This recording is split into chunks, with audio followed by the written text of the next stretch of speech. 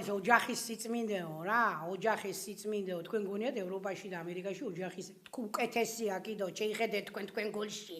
ოჯახის სიწმინდე რო გააწმინდათ ხელს. ცოლები ემიგრაციაში ყავთ, გამოცა ევროპაში და სხვა ქვეყნებში გაგზავნე, რომელ ოჯახის სიწმინდეზე მესაუბრებით? შვილებს დედა რომ ენატრება და დედას შვილები? აი ეს სპეციალურად წამოწინეს ეს თემები, რომ თქვენ გაგაბრიყოთ. აი სენსიტიური ვითომ აი ჩვენ ვართ კავკასიაში კი ხარ. კავკასია ჯერ ერთი ევროპის ყველაზე დიდი მტაა. კავკასიაში კი ხარ, მაგრამ არ გინდათ ხალხო კარგი ცხოვრება. ესენი გრიალებენ და თქვენ გატყუებენ. აი რომ არა თქვენ, ესენი ვერ ისაზრდოებენ. ერთი წამით გვერდზე გადავდოთ ამ ქალის ცოტა ისეთი აგრესიული დელივერი, ასე ვთქვათ, სვიჩის, ანუ ცოტა აგრესიული მიმართვა, მაგრამ უნდა დავფიქრდეთ, რამდენად მართალია ის, რასაც იძახის. ანუ იქნება და ჩვენ გვაქვს ჩასახედი გულებში და ჩვენ გვაქვს შესახედი, ანუ სწორად ვიქცევით თუ არა. თუნდაც ოჯახის სიწმინდის დღეზე. ჩემი აზრით ეს ქალი მართალია ძალიან ბევრ რამეში. ანუ მართალია იმაში, რომ კი ევროპაში არანაკლები წმინდად უყურებენ ოჯახს და მე თუ მკითხავ, ევროპაში უფრო უყურებენ კიდე, ვინც უყურებს ყოველ შემთხვევაში რა, ანუ ხო არის რაღაცა ხალხის კატეგორია, რომელიც უყურებს და ვინც უყურებს, მართლაც რომ ძალიან სათუთად და მნიშვნელოვნად ეპყრობიან და არ არის ეს რაღაცა მარტო ქართული ექსკლუზივი, რომ ოჯახი ვინმე საინტერესებდეს. იტალიაშიც ძალიან აინტერესებთ ოჯახი, საფრანგეთშიც ძალიან აინტერესებთ ოჯახი. მიუხედავად იმისა, რომ ლიბერალიზმის ძალიან დიდი პროცენტი საფრანგეთიდან არის აღმოცენებული და წამოსული და შეიძლება ვინმე მიფიქროს, რომ იქ რაღაცა ნაკლებ აინტერესებთ ეს. ნუ ფაქტი არის, რომ საფრანგეთში 2016-ში თუ როდის იყო ჯერ კიდევ ოჯახის სიწმინდის დღე რო ჩაატარეს, ეგეთი ჩვენ არც კი დაგვსიზმრებია იმხელა ოჯახის დღე ჩაატარეს რა. ზუსტად ამ რაღაცა LGBT კანონების წინააღმდეგ. ასევე ისიც უნდა აღვნიშნოთ, რომ არც იმაში იტყუებიან, რომ ძალიან ბევრი ხუთსაყვარლიანი კაციც იდგა მან იმაზე, რა ქვია, ოჯახის სიწმინდის დღეზე, აქ 17 მაისს. ერთი ამერიკელი კაცი გავიცანი, რომელიც საქართველოში ცხოვრობს რამდენიმე წელია და შოკში იყო, რომ ანუ ამდენი საყვარლიანი კაცი არასდროს არ მინახავს რა და ამდენი კაცის ცოლიც და შეყვარებულიც არსად არ გამიცნიაო რა, ანუ ეს რეალობა არსებობს საქართველოში და ამას რო თვალი ავარიდოთ და ვთქვათ, რომ არა იდეალურები ვართ და ეს არ ხდება და რაღაც სისულელეა რა, ანუ ამერიკელ კაც თუ მორმონი არ არის, არც კი დაესიზმრება, რომ ცოლი წავდეს და საყვარელიც, ანუ და ეს ნორმა იყოს მისთვის და ვიღაცებს გააცნოს. ესე ლაღად მაინც არ არიან ამ თავის შეცდომებზე რა და საქართველოში ნამეტანი ლაღად არიან და ქმრცოლიანი კაცები რო წერენ გოგოს, ეს ძალიან ცნობილი ის არის საქართველოში, რომ ანუ ისე წერენ, რომ აი თითქოს არც არაფერი რა. ძალიან ხშირი არის და ძალიან ბევრმა ქალმა ეს იცის.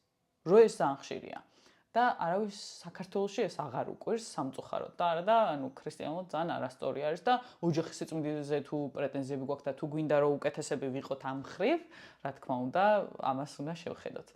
ბევრი კრიტიკა წამოვიდა ესეთი, რომ ფარისევლობის პიკი იყო ეს ოჯახის სიწმინდის დღე და იმისთვის არის, რომ თქვენ ნაცარი გაყარონ თვალებში და ასე შემდეგ. ანუ კი პოლიტიკური მხარე რა თქმა უნდა, რომ ამას რაღაცა მერკანტილური მხრით უყურებს და ბევრი არის ისეთი, რომელსაც მართლაც სულ არ აინტერესებს ოჯახი ესე თავისი ოჯახი არ აინტერესებს, მაგრამ პოლიტიკურად ესე აწყობს და აკეთებს ამას. მაგრამ რატო აკეთებს ამას? ეგ უკვე მეორე საკითხი არის. აკეთებს იმიტომ, რომ დაინახა მოთხოვნა საზოგადოებაში, რომ საზოგადოებას ჭირდება ეს, უნდა ეს. დაინახა ეკლესიიდან ინიციატივა, ეკლესიამ დააწესა ეს და პატრიარქის ინიციატივით იყო მე როგორც მახსოვს ეს ოჯახის სიწმინდის დღის დაწესება და ჩემი აზრით ძალიან სწორი იყო. ოჯახის სიწმინდის დღე არ დაწესებულა, იმიტომ რომ ხალხი ფიქრობს, რომ ძალიან მაგრად გვაქვს ამ ხრივ საქმე. პირიქით, ანუ ოჯახის სიწმინდის დღე დაწესდა ზუსტად იმიტომ, რომ საფრთხე ემუქრებოდა სად ვიდექით საზოგადოება ამ ხრივ. ამას, ანუ საფრთხე ემუქრებოდა ქართველი ხალხის არჩევანს ვერბალურს თუნდაც და ასე ფიზიკურს დაფიქსირებულს არჩევანს, ცოდვით სიამაყის აღლუმისკენ ვიყავით ერი, ასე ვთქვათ, თუ ოჯახის სიწმინდისკენ. ეს რა თქმა უნდა არ ნიშნავს ეგენ იმას, რომ ოჯახი ძალიან კაი დღეშია დღეს საქართველოში და რაღაცა პედესტალზე გვიდგას, მაგრამ ვერ ვასრულებთ. და თუ ქრისტიანებად მიგვაჩნია თავი, ჩემი აზრით, ესეთი კრიტიკა ზუსტადაც რომ უნდა მივიღოთ. ანუ ამ ქალის თუნდაც ესე უხეშად ნათქვამი, უნდა გავატაროთ იმ ფილტრში, რომ აბა რას ამბობს ისეც, რომ იქნება ჩვენ გვაქვს გამოსასწორებელი თან რაღაც რა. ანუ ძალიან ხშირი ნარატივია ესეც, რომ აი ხალხს ქოცები ატყუებენ და აბოლებენ და მაგიტო ეუბნებიან, რომ ის რა ქვია, ოჯახის საფრთხეშია და ოჯახის სიწმინდე უნდა დავიცვათ და თვითონ მრავალი საყვარლებით დარბიან და ასე შემდეგ. ანუ ქოცი კი არ ატყუებს. იმ ხალხმა, რომელმაც მთელი წლები ჩადო შრომა და ღვაწლი და ფული და ასე შემდეგ, რომ რუსთაველზე სექსუალობით სიამაყის პარადი ჩაეტარებინა, მაგ ხალხმა მოიწია თავის თავზე ეს ოჯახის სიწმინდის დღე. არავის საერთოდ არ აინტერესებდა, არავის არ ეცალა. სანამ ტვინი არ წაიღეს მართლა, რასაც ქვია, ეგრეთ წოდებულმა ფერადებმა, ხო იცოდნენ რომ ამოეთხარათ მაინც და ხო იცოდნენ რომ რუსთაველზე მაინც გაევლოთ, ძალიან მაგრად ხო იცოდნენ. და ანუ გამოთხარეს ოჯახის სიწმინდის დღე. That's it.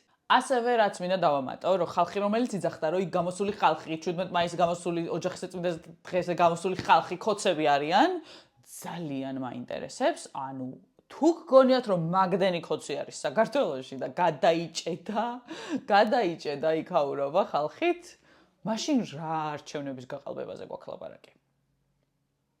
ამოირჩიეთ რა, ანუ ან მაგდენი ხალხი არის ქოცი, ან არჩევნები გაყალბეს, ან ორივეს ერთად ვერ ირჩევ. No. არა, უბრალოდ ის, რომ არ არის მაგდენი ხალხი ქოცი, საერთოდ ბევრს არც კი მოსწონს ეს მთავრობა, მაგრამ არია ძალიან მტკიცეთ იმაზე, რომ ერმა უნდა დააფიქსიროს ამ დროს ესეთი აზრი, რომ ხო, ოჯახი წმინდაა ჩვენთვის. მე ესეთ გიყო, რა უნდა, ანუ რატო ეგონათ, რომ საქართველოში ამას თუმცა რატო ეგონათ, ანუ საბერძნეთშიც კი ჩაატარეს. თითქმის ყველა ქვეყანაში, სადაც ისიც კი არის, რა ქვია, მართლმადიდებლობაც კი არის ოფიციალური რელიგია, მაინც ჩაატარეს თითქმის ყველგან. ძალით, ანუ მთელი ძალით აწვებოდნენ ხალხს, რომ ჩაეტარებინათ. ხშირად მეკითხებიან ხოლმე, თუ ჰომოფობი არა ხარ და აი ის თუ არ გეზიზღება, გეი თუ არ გეზიზღება და ლესბიანკა თუ არ გეზიზღება, ანუ ჩაიარონ რა მოხდა, ანუ ამაზე ძალიან ბევრი ვიდეო მაქვს გადაღებული და ხა არ განვავრცობ, მაგრამ მოკლედ მაინც კიდევ ერთხელ ვიტყვი, რომ რა მოხდა და ის მოხდა, რომ როიცოდე, წინასწარ როიცოდე, რომ ფაშისტებს უნდათ პარადის ჩატარება. ჩაატარებინებდით? არ ჩაატარებინებდით.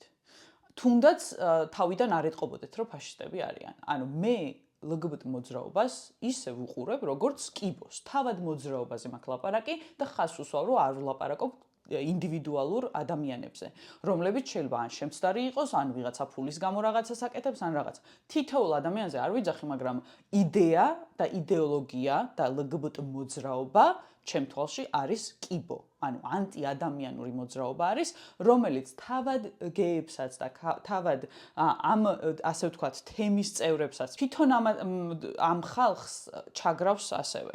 როგორც კი რამეში არ დაეთანხმებოდნენ, კანადაში ეს ძალიან ხშირი იყო, როგორც კი ოდნავი განსხვავებული აზრი ექნებოდა იმ რაღაცა ახალ წესებზე, რომელსაც შემოიღებდნენ და დამიჯერ ყოველთვის ახალ წესებს იღებდნენ, იმიტომ რომ ეს რეალურად არავის თავისუფლებისთვის შექმნილი ორგანიზაცია არ იყო. არავის უფლებებისთვის შექმნილი მოძრაობა ეს არ იყო, რეალურად აღმოჩნდა ადამიანების მჩაგვრელი მოძრაობა ერთ-ერთი რა, ანუ სამართავად ადამიანებისა. თვითონ გეებიც, როგორც კი ოდნავ განსხვავებული აზრით გამოვიდოდნენ, ეგრევე კენსელდებოდნენ, ეგრევე ბულინგდებოდნენ და სასწრაფო წესით ისე ბულინგდებოდნენ, როგორმე ისევ იმ კალაპოტში ჩამდგარიყო. და ასევე სხვა ტოქსიკურ რაღაცაებს, ამ ასპექტებს არ ვიტყვი კიდე ამ მოძრაობისა, რომელიც ძალიან მრავალმხრივი არის და სხვადასხვა ვიდეოები მაქვს ამაზე გაკეთებული და აღარ ჩავალ ამაში ღრმად ეხლა, მაგრამ იმ ხალხისთვის, ვინც შეიძლება პირველად მიყურებდეს ეხა, მაგათთვის ვამბობ, რომ ანუ ეს მოძრაობა ჩემ თვალში არის კიბო, რომელიც ანუ რამდენადაც ოდნავ მეტს გააბედინებ, იმდენი 1000-ჯერ კიდე მეტს გაბედავ. გაიშლება და ბოლოს მიდის იქამდე, რომ იქცევა ადამიანების დაჩაგვრის და სიტყვის თავისუფლება, რაც ვითომ ძალიან მოწონთ, ზუსტად სიტყვის თავისუფლების შეზღუდვის ერთ-ერთი ბერკეტია და ადამიანების თავისუფალი აზროვნების შეზღუდვის ბერკეტია და ასე შემდეგ. ან ჯერ ჰომოფობი რას ნიშნავს და რატო შემოაგდეს ეს თემა, რომ თითქოს ჰომოფობი არსებობს ვინმე, ანუ რას ნიშნავს ჰომოფობი? რისი შიში არის ადამიანის შიში მაგ, რომელსაც თავისივე სქესის ადამიანთან აქვს ლტოლვა, იმიტომ რომ ეს ძალიან განსხვავებულია, ანუ მაგარი საშიშია, ხო? ავცახცახებთ ყველა ერთად, ანუ რა სისულელეა.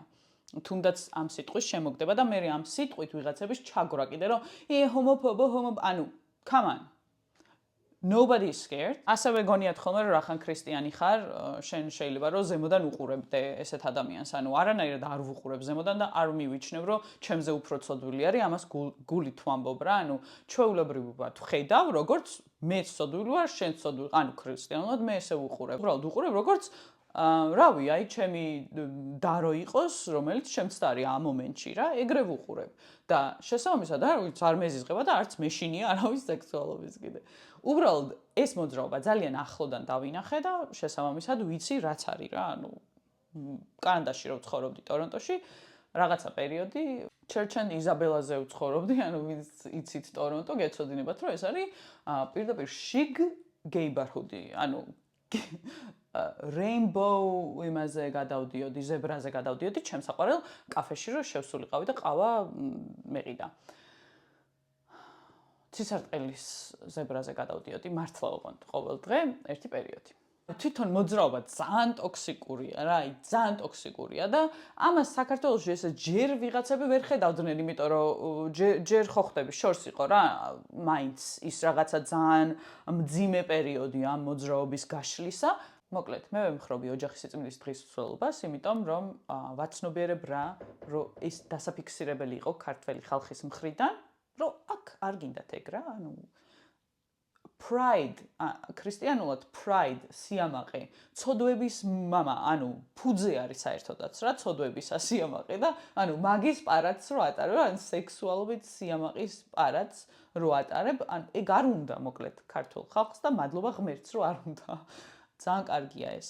რა თქმა უნდა, ეს ქალიც მართალი არის, თავიდან რო გაჩვენეთ ვიდეოში, კრიტიკაში.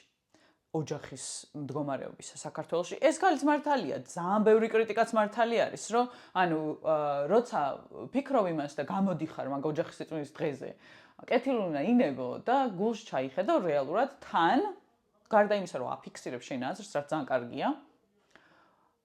თან გააცნობიერა, რომ ხო მე რაში ვწდები აქ, რომ გამოვასწორო. მე მგონი ძალიან ქრისტიანული საქციელია, რომ ჩვენ თავებში ჩავიხედოთ, რაც არ მოგწონდეს ვიღაცა როგორ გვაკრიტიკებს, ანუ მაინც უნდა შევხედოთ, რამდენად მართლები არიან ამაში.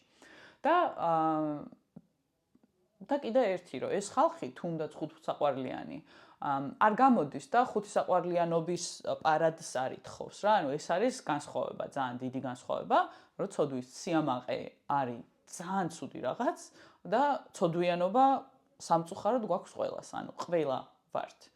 უბრალოდ სიამაყე დამანგრებელია ამით. დიდი მადლობა დროის დათმობისთვის და ნახვამდის.